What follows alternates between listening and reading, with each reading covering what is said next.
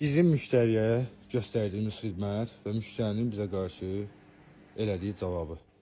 Bəli dostlar, yəni ev çox bərbad vəziyyətdədir. Heç kim mənə elə gəlir ki, evini bu dərəcə səliqəsiz vəziyyətdə qoymur heç bir zaman. Bu da sizin qaldığınız evlərdən biridir. Sizə verilirsə bura, sizə məxsul hər bir şey, xırda bir avadanlığına kimi sizə məxsulu. Sizə heç kim demir ki, burada qabları yuyun, hər bir şey təmiz vəziyyətdə. Sadəcə ortalığı bu vəziyyətə gətirdikdən sonra müəyyən qədər yığış olunmalı, səliqəyə salınmalıdır. Hər bir şey yerlə bir yerdə gəzmək mümkün deyil. İstəkan qırılıb, bərbad vəziyyətdədir. Caqquzi var, caqquzinin kənarları şüşə butulkası dolu, siqaret bıçaqları yerlə bir.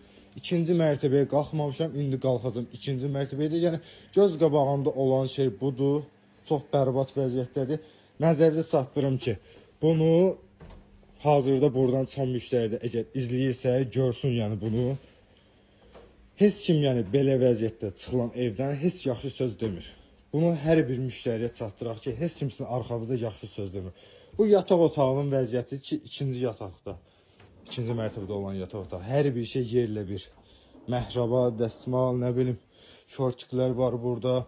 Güzgünün qabağı belə bərbad vəziyyətdə, siqaret. Ağızlarına gələn kimi də belə deyim sizə. Yəni bu olan bir şey deyil.